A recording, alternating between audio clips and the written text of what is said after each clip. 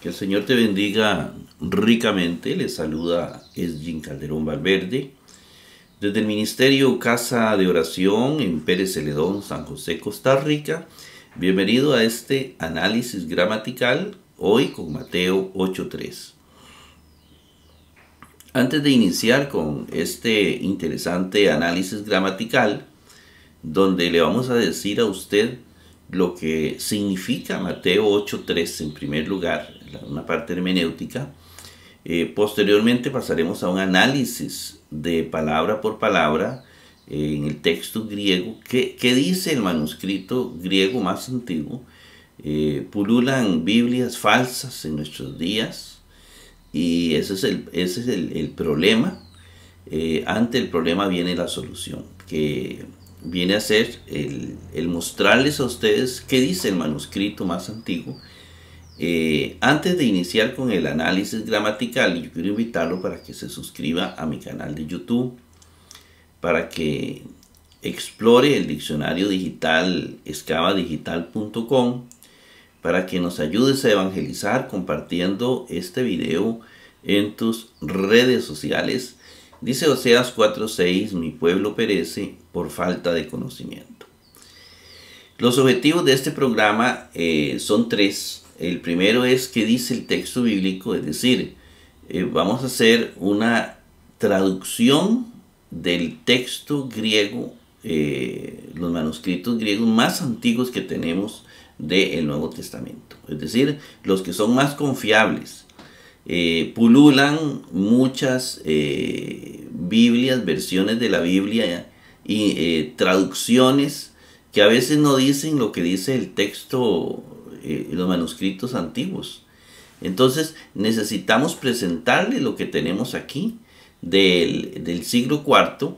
Y bueno, es todo un trabajo realizado por Nestle y Alan, porque ellos también toman en cuenta otros digámoslo así, otros versículos más antiguos. Y entonces tenemos un trabajo muy objetivo. Esta traducción es la que vamos a utilizar en este programa. El segundo objetivo es la parte de interpretación, la parte de hermenéutica. ¿Qué quiere decir ese texto bíblico? Una cosa es lo que está escrita y otra cosa es lo que quiere decir, lo que quiere transmitir, lo que quiere enseñarnos. Y para eso pues usamos la parte gramatical, el método teológico histórico gramatical, todo lo que nos puede decir la gramática, todo el análisis morfológico, palabra por palabra, la sintaxis. Vamos también a acudir a lo que van descubriendo los historiadores, porque se van descubriendo costumbres, se van descubriendo digamos cuestiones culturales muy importantes. Todo esto lo vamos a ir tratando de ir llevando a la pantalla. El tercer objetivo es qué me dice el texto a mí, es la parte teológica. La Biblia, el Evangelio, sobre todo el mensaje de Cristo, es un mensaje que no es solamente para acumular conocimientos. Todo lo que el Señor Jesucristo nos enseña es para vivirlo. Él lo pone, como hemos mencionado algunas parábolas de Jesús, todo lo que él nos enseña es para vivirlo, es para llevarnos al amor. Es decir, el cristianismo lleva al amor. Así, en palabras de Cristo, toda la ley, todo se resume en el amor. Mas el fruto del Espíritu es el amor, dice Pablo. Entonces, todo lleva al amor. Es decir, si una teología no te lleva al amor, pues será de cualquier cosa, pero no es teología del Evangelio, no es teología cristiana. Bien, y de último, pues tengo varias páginas en Google donde he organizado todos los videos que vengo grabando en YouTube. Escribí mi nombre, Esgin Calderón Valverde, para no alargar más el programa. Bien, el texto bíblico de hoy es Mateo 8:3, la curación de un leproso. Estamos con la curación de un leproso. Y vamos a ir viendo algunas cosas importantes. Recordemos que el último programa, ¿verdad? Porque todos entienden el contexto. que un leproso se arrimó a Cristo, se inclinó, lo adoraba, diciendo: Señor, si quieres me puedes purificar. Porque la lepra era considerada no una enfermedad como nosotros la vemos en este momento, sino que era algo de impureza. La persona estaba impura, estaba sucia. Entonces, era más que todo una enfermedad de tipo espiritual. No se podía tocar a un leproso, porque si usted lo tocaba, como lo mencionamos en el programa anterior, creo, la persona quedaba impura también. Pero Jesús dice, dice el Evangelio, y alargando la mano, Jesús, ¿verdad? Se tocó de él. Es decir, Jesús tocó al leproso y le dijo: quiero, sea purificado. Y este quiero es muy importante, porque Jesucristo nunca se opuso a sanar un enfermo. Nunca se opuso. Si usted lee el Evangelio, sobre todo al judío, ¿verdad? Porque él venía por el pueblo de Dios. Jesucristo nunca se opone a sanar un enfermo. Quiero, y sea purificado. Y de una vez lo purificó. También se opone a la teología del sufrimiento. Una teología que dice que Dios quiere que nosotros suframos. Yo, para agradar a Dios, voy a hacer sufrir mi cuerpo, como si Dios se sintiera feliz de que usted sufra. Es una mentalidad un poco hinduista, porque el hinduismo sí cree que nosotros debemos hacer sufrir nuestro cuerpo en la tierra, debemos hacer sufrir nuestro cuerpo para poder agradar a Dios. A nosotros se nos introdujo eso en el cristianismo en los primeros siglos, cuando se introducen los maniqueos, el mismo neoplatonismo, se introducen esas corrientes y comienzan a torcer las escrituras y el sentido de las escrituras, diciéndole a la gente que Dios quiere que yo sufra. Dios no quiere que usted sufra. No es propio del Evangelio que tú sufras. Por eso Jesús no le dice: mire, tienes lepra, dedícale eso a Dios por tus pecados. Nunca dice eso. Le dice: quiero, sé purificado, sé limpio. Entonces, ese es uno de los objetivos más importantes con el ministerio de milagros de Jesús.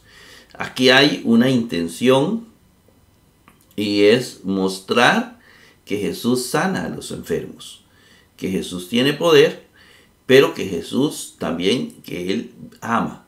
Ahora, tal vez lo más importante es que se cumple el Antiguo Testamento. Es decir, había una palabra que dice que Dios enviaría su palabra para sanarnos, para sacarnos de la fosa.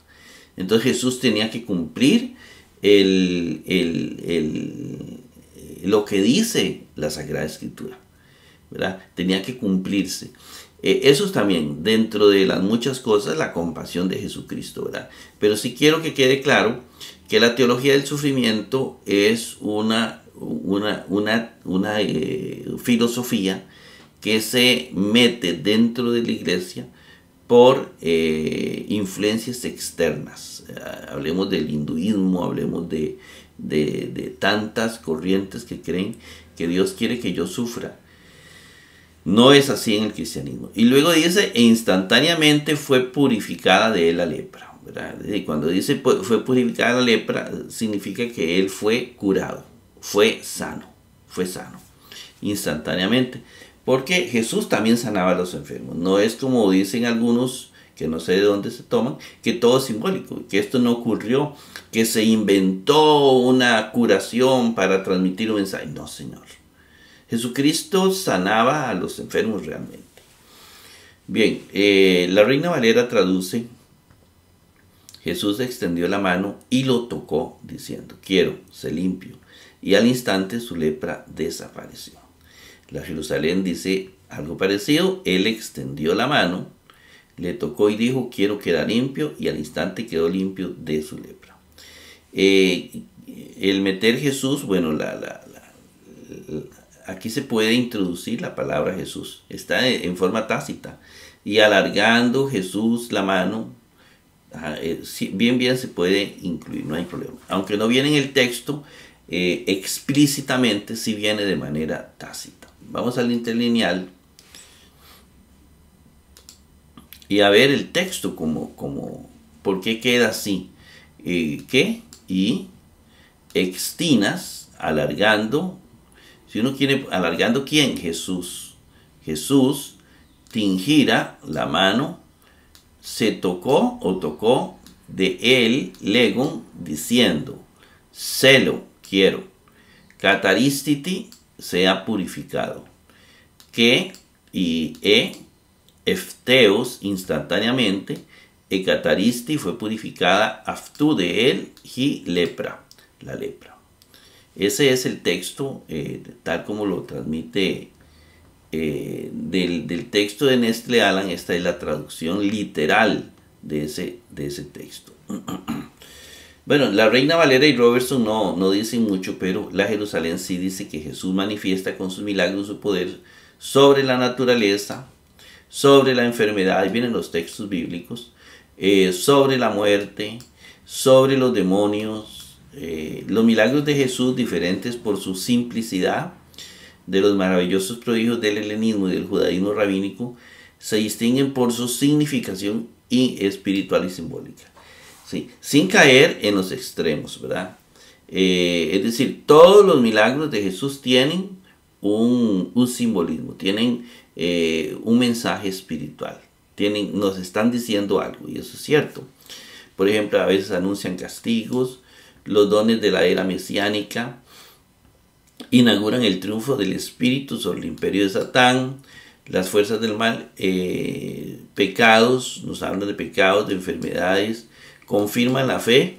Jesús lo realiza en casos especiales, exigiendo el secreto, el famoso secreto mesiánico, reservándose a ofrecer más tarde el decisivo milagro de su propia resurrección. Ese es el gran milagro. Jesús comunica este poder de curación a sus apóstoles al enviarlos a predicar en Mateo 10:1-8. Ahí Jesús los va a mandar a predicar, y entonces es necesario que vayan con también predicar y sanar a los enfermos. Eran como dos ministerios, si usted quiere verlos así, son como dos ministerios. Actualmente los vemos como ministerios separados.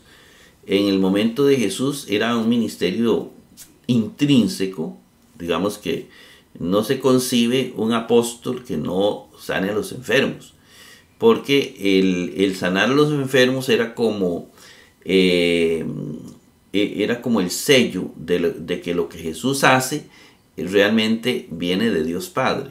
Entonces, como que yo hablar es muy fácil, demuéstralo con milagros. Y eso viene desde el tiempo del mismo Moisés, ¿verdad? Cuando Moisés no solo les dio la palabra, sino que les dio signos a través del desierto, y signos cuando salieron de Egipto, de que él era escogido de Yahvé. Entonces aquí tenemos que los milagros de Jesús indican que Jesús es escogido de Dios Padre. Es el enviado de Dios Padre a nuestro planeta. Y entonces Jesús va a enviar a los apóstoles y los va a enviar con signos y milagros, con el evangelio, con signos y milagros, que era como lo normal, ¿verdad? En ese momento, el pensamiento de los judíos. Yo escribo aquí estos dos textos, ¿verdad? Importantes. Sanidades y milagros son signos de que ha llegado el reino de los cielos. Vea Mateo 11:1-5. Y luego el Salmo 107, el Antiguo Testamento decía, su palabra envió para sanarlos y arrancar sus vidas de la fosa. Salmo 107:20, es decir, se envía a Cristo para sanarnos. Y Jesús tiene que, como él lo decía, es que se tiene que cumplir lo que la ley y los profetas dicen de mí. Bien, comencemos con el análisis palabra por palabra, que es una conjunción coordinada copulativa, es decir, sirve para unir y. Es una conjunción como una de las nuestras.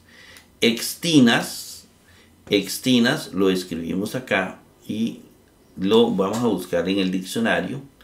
Extinas. Y lo primero que vemos es que extinas es un participio aoristo activo masculino singular nominativo. Viene de extino, el verbo extino, que es alargar. Entonces tenemos que es un participio, dice el diccionario, que es un aoristo activo masculino singular nominativo y que viene de extino. Entonces necesito traer el paradigma aoristo activo de extino como participio. Aoristo activo de extino, que es este, que viene como una forma adjetival, ¿verdad? Viene el masculino, el femenino, el neutro. Y aquí dice que es masculino singular nominativo. ¿Por qué masculino singular nominativo? Porque está haciendo referencia a Jesús en masculino singular nominativo. Es decir, él está haciendo referencia y Jesús alargando, porque se refiere a Jesús. Es el adjetivo de Jesús. ¿Qué hizo Jesús? Alargó la mano de él, del leproso. Entonces, por eso viene así. Por eso, si usted le agrega ahí el sustantivo Jesús, está correcto. En forma tácita, nada más ponerlo ahí. Pasamos la página y viene tingira. Tingira lo escribimos tingira. De primeras vemos que es el artículo con el sustantivo y gira lo buscamos en el diccionario.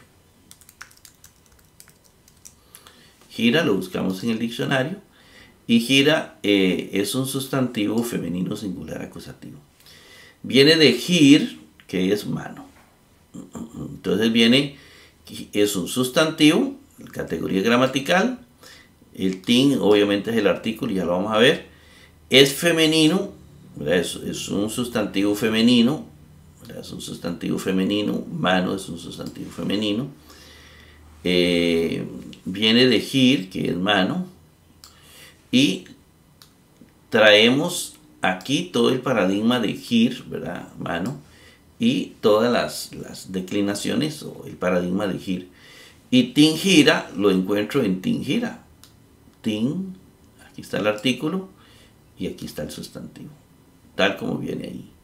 Entonces, recuerde que los acusativos se les puede agregar una preposición antes. A, por ejemplo, es una. Pero si no funciona, se le deja sin preposición. Nada más la mano. Y así lo tradujimos, la mano. Alargando la mano, nada más, no hay más que decir. Ipsato lo escribimos acá. Ipsato, muy bien. Lo vamos a buscar en el diccionario, ipsato. Y aquí lo encontramos, le damos clic. Dice que es un verbo aoristo indicativo medio, tercera singular. Viene de apto, que es tocar. Entonces tenemos que es un verbo aoristo indicativo medio, tercera singular. Viene de apto, que es tocar. Buscamos el paradigma medio de apto. Sí es importante, bueno, apto. Vamos a ver si podemos mostrarles algo a ustedes acá. Si puedo mostrarles algo, a ver si es posible mostrarles algo que es muy importante. Aquí por el momento, mientras eso se abre, dice que me traigo el paradigma de la voz media de apto, ¿verdad? Y apto está en el aoristo indicativo medio. Ahí está el medio, tercera singular. Está exacto. Dice se tocó. Vamos a ver si me abrió aquí. Si me abrió este. Ajá. Bueno, no sé si usted ve esto. Voy a ponerlo en la otra pantallita para ayudarle a usted aquí. Voy a buscar aquí un momentito el verbo apto, ¿verdad? Que viene de apto. Esto es una hojita que tenemos, apto pero como verbo. Aquí lo tengo como verbo, apto. Aquí está apto. Apto, bueno, en este caso apto si tiene presente, ¿lo ve? Si tiene presente. Y el aoristo que viene en el medio, ¿no? Es un verbo normal, ¿sí? Es que a veces cuando no viene nada, por ejemplo, en la voz activa, como por ejemplo saludar, ve que no viene nada en la voz activa, solo en la voz media, esos son verbos defectivos, entonces se traducen como si fueran verbos de la voz activa, pero ahí no tienen nada que ver en ese sentido. Bien, entonces viene ahí ipsato, aoristo indicativo medio. Vamos a brincar aquí a ver si no me hizo. Ajá. Ipsato es yo toqué, tú tocaste, él tocó. Y lo pasamos a voz media, él se tocó. Se tocó. Él le toca la mano a él, al leproso, ¿verdad? Se puede traducir tocó de él la mano. Porque yo creo que no tiene el aoristo. Vamos a ver. No tiene el aoristo en la voz activa, la tiene en la voz media. Podría ser que se funcione como voz media y dijera tocó. Tocó aquí en este. No se tocó, sino solo tocó. Porque no hay aoristo en la voz activa. Entonces este funcionaría como si fuera de la voz activa, es decir, como verbo defectivo. Bueno, pero es una posibilidad, ¿verdad? Si no, dejémoslo así. Se tocó y luego viene aftu. Aftu. Y en esto el griego es emocionante todo lo que uno descubre. Aftu.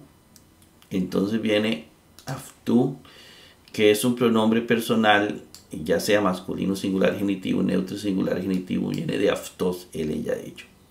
Entonces vea, aftu es un pronombre personal, dice el diccionario, que viene de aftos. Viene de aftos, y aftu yo lo voy a encontrar aquí en el masculino singular genitivo del masculino, ¿verdad? Y en el neutro. Entonces yo me pregunto, ¿cuál es el antecedente de aftu? Es decir, de ese pronombre. De él, estamos hablando de el leproso, ¿verdad? Y el leproso o el hombre ese es masculino. Por lo tanto, nosotros escogemos que es un masculino singular genitivo.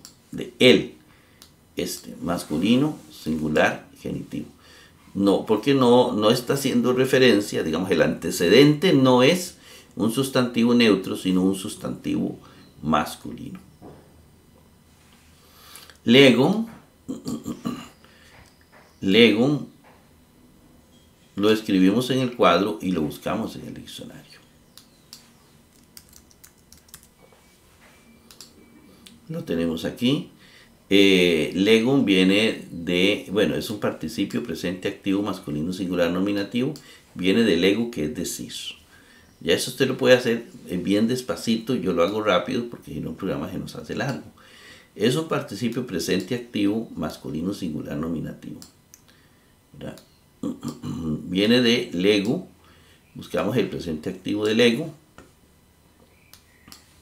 Este es el presente activo de lego y busco la forma lego, que me dice que va a estar en el masculino singular nominativo. Masculino singular nominativo.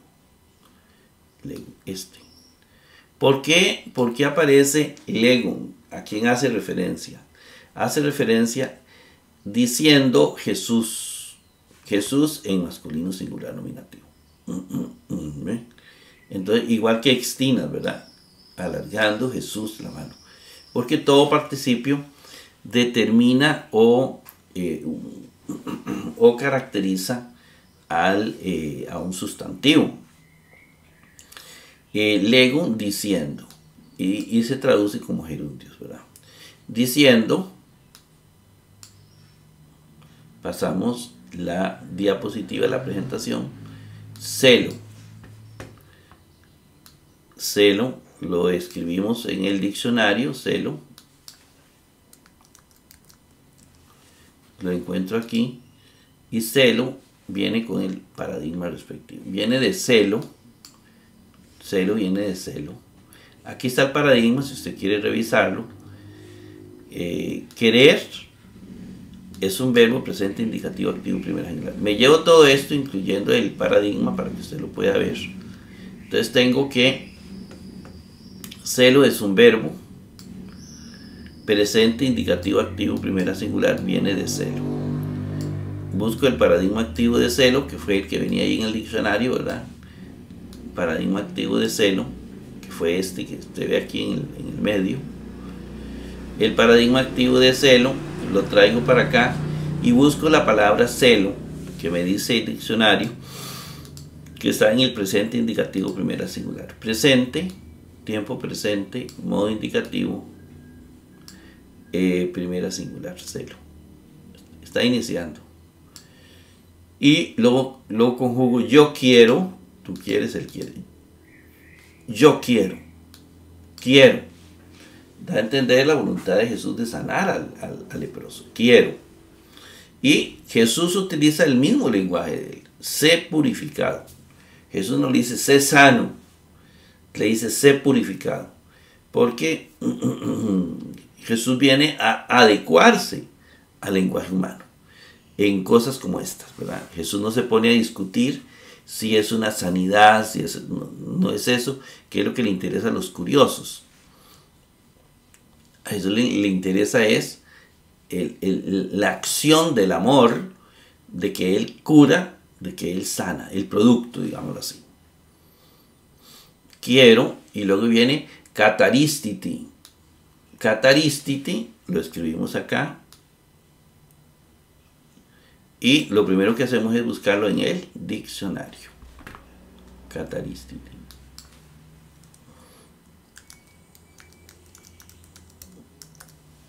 Aquí lo tenemos, le damos un clic. Y aquí encontramos que cataristiti viene de catarizo, del verbo catarizo, que es purificar. Y es un verbo aoristo imperativo pasivo, segunda singular. Entonces viene que es un verbo aoristo imperativo pasivo, segunda singular, viene de catarizo. Busco el paradigma pasivo de catarizo. Aquí está. Y esta palabra, cataristiti, la encuentro en el aoristo imperativo, segunda singular. Aoristo, tiempo aoristo, modo imperativo de orden, ya no es el modo indicativo ni infinitivo, sino imperativo de orden, y está en el segundo singular, que es esto. Solo hay una, ¿verdad? Y se hace igual que en el presente, que Él sea purificado, que tú seas purificado, sea purificado. Bueno, sea purificado. Bueno, purifícate tú, pero como pasa la voz pasiva, sea purificado. Y igualmente, catarizo, podríamos verlo, a ver, quiero, purifícate. Si uno lo busca, a ver si es un verbo defectivo o no. Bueno, luego viene que, otra vez, ¿verdad? Que es una conjunción coordinada copulativa y, pero es y, pero como la palabra que sigue traducida comienza con y instantáneamente, entonces se le cambia a e, en español así lo usamos, ¿verdad? Para que no suene feo. Efteos es un adverbio instantáneamente. E instantáneamente, pasamos la diapositiva, la presentación, la diapositiva siguiente, e instantáneamente, y viene ecataristiti, ecataristi, no ecataristi, sino ecataristi, ecataristi, que es este que tenemos acá, ecataristi, y lo buscamos en el diccionario. Eca,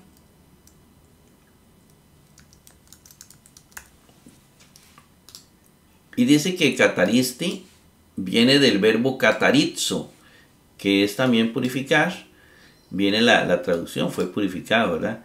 Es un verbo aoristo indicativo pasivo tercera singular. Entonces tenemos que ecataritzi. Vamos a ver. Aquí me brinqué uno, ¿verdad? Funciona en el mismo. Ecataristi funciona en el mismo, ¿verdad? Es un verbo, porque vea que es el mismo verbo, ¿verdad? Aoristo indicativo pasivo tercera singular de catarizo.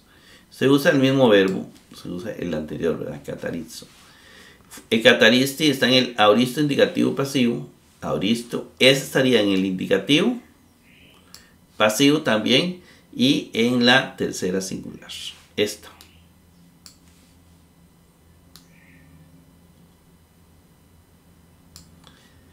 Y entonces, el purificar, purificó, digo, yo purifiqué, tú purificaste, él purificó. Pero como pasa pasiva, él fue purificado. En este caso, no él, sino la lepra fue purificada. Como si la lepra fuera limpiada, ¿verdad? Pero sabemos que es el enfermo. Esas son formas de hablar de los griegos. Ahora sí, aftú, aquí sí entramos a aftú. Si no me equivoco, aftú ya lo buscamos, recuerda. Ya lo hemos buscado, entonces sabemos que es un pronombre personal que viene de aftos, ¿verdad? Es un pronombre personal de aftos que puede estar en el masculino y puede estar en el neutro. ¿Lo ves? ¿Cómo sé yo si es neutro o si es masculino? Por el antecedente. ¿A quién se refiere? Dice, y fue purificada la lepra de él. ¿Quién es de él? El leproso. El leproso es un sustantivo masculino neutro, es masculino.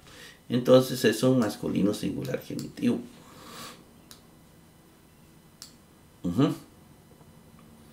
Pasamos la diapositiva. Dice de él y lepra. Y lepra.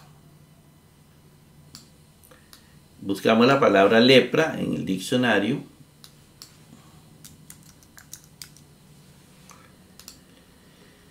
Lepra es un sustantivo femenino singular nominativo, viene de lepra, que significa lepra. Entonces tenemos que es un sustantivo femenino, ¿verdad? Femenino, eso ya está determinado por el mismo griego, viene de lepra,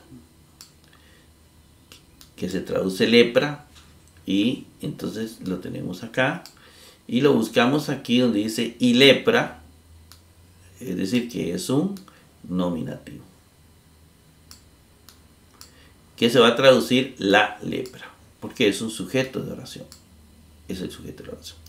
Bien, hermanos, de esta manera llegamos al final de Mateo 8.3, los espero en Mateo 8.4, que el Señor me los bendiga ricamente.